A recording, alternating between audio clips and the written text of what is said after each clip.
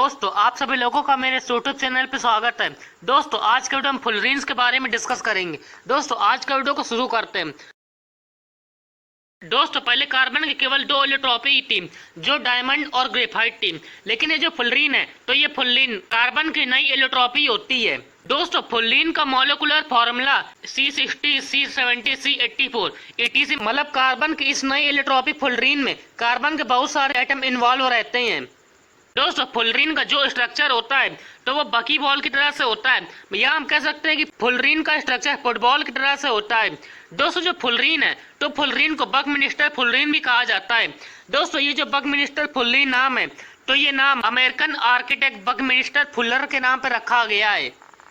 दोस्तों कार्बन की पहले की जो दो एलियोट्रॉपी थी डायमंड और ग्रेफाइट, तो वहां पर डायमंड में हर कार्बन एटम पर sp3 हाइब्रिडाइजेशन होता है और ग्रेफाइट के हर कार्बन एटम पर sp2 हाइब्रिडाइजेशन होता है। दोस्तों लेकिन कार्बन के नई एलियोट्रॉपी फुलरीन में जो कार्बन एटम होते हैं तो वहां पर कुछ कार्बन एटम में sp2 हाइब्रिडाइजेशन होता है और कुछ कार्बन पर sp3 हाइब्रिडाइजेशन होता है। तो इसका मतलब है कि फुलरीन में sp2 हाइब्रिडाइजेशन वाले कार्बन एटम और sp3 हाइब्रिडाइजेशन वाले कार्बन एटम के बीच में एक रेशियो होता है। दोस्तों जैसे जैसे फुलरीन का मॉलिक्यूलर फॉर्मूला बदलता है तो वहां पर ये रेशियो भी बदलता जाता है।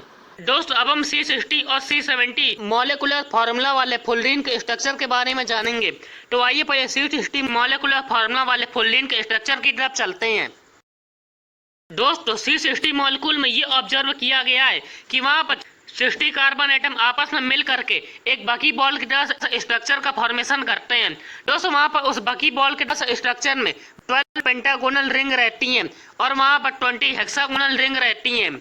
और जब C60 मॉलिक्यूल के स्ट्रक्चर में 12 पेंटागोनल रिंग और 20 हेक्सागोनल रिंग रहती है, तो इसका मतलब है कि वहां पर पेंटागोनल और हेक्सागोनल रिंग एक दूसरे से जुड़ी रहेंगी। तो यहाँ पर C60 मॉलिक्यूल के स्ट्रक्चर में हर पेंटागोनल रिंग 5 अलग अलग हेक्सागोनल रिंग से जुड़ी रहती हैं। तो आइए C60 मॉलिक्यूल के स्ट्रक्चर की तरफ चलते हैं। दोस्तों यहाँ पर आप C60 मॉलिक्यूल का स्ट्रक्चर को देख सकते हैं। दोस्तों अगर आप यहाँ पर देखें तो यहाँ पर एक ये हेक्सागोनल रिंग है, इसको इस तरह से आप देख सकते हैं, इस तरह से। तो इस तरह से ये एक हेक्सागोनल रिंग है। दोस्तों इसी तरह से यहाँ पर भी एक हेक्सागोनल रिंग है, यहाँ पर भी एक हेक्सागोनल रिंग है, यहाँ पर भी एक हेक्सागोनल रिंग है। दोस्तों इसी तरह से करते हुए यहाँ पर 20 हेक्सागोनल रिंग रहती हैं। दोस्तों अगर आप यहाँ पर ध्यान से देखें तो यहाँ पर ये पेंटागोनल रिंग है, इसको आप इस तरह से देख सकते हैं।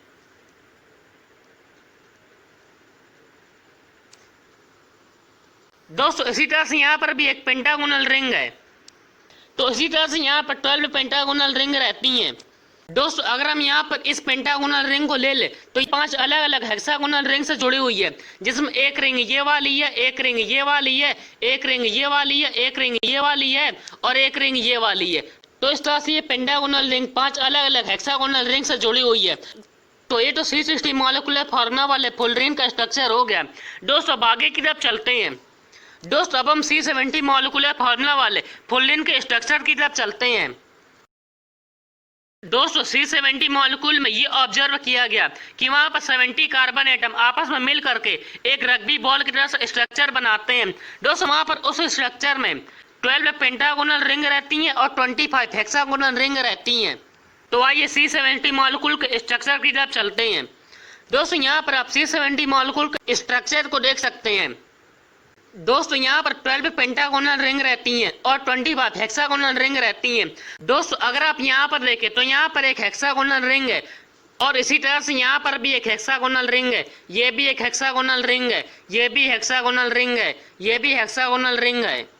तो इसी तरह से करते हुए यहाँ पर 25 हेक्सागोनल रिंग रहती हैं। दोस्तों अगर आप यहाँ पर देखें तो यहाँ पर एक पेंटागोनल रिंग है।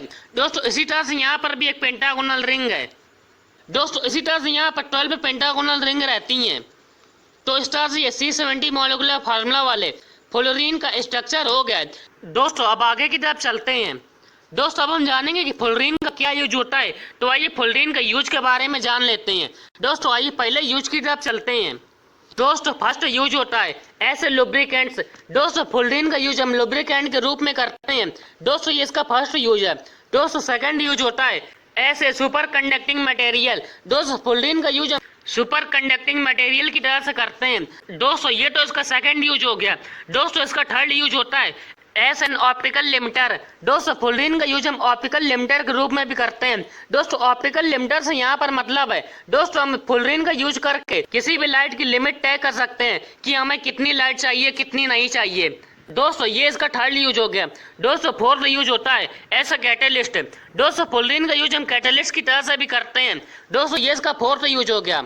दोस्तों फुलरीन का अगला यूज होता है as a carbon source for diamond. दोस्तों फुलरीन का यूज हम डायमंड के लिए कार्बन के सोर्स के रूप में भी करते हैं।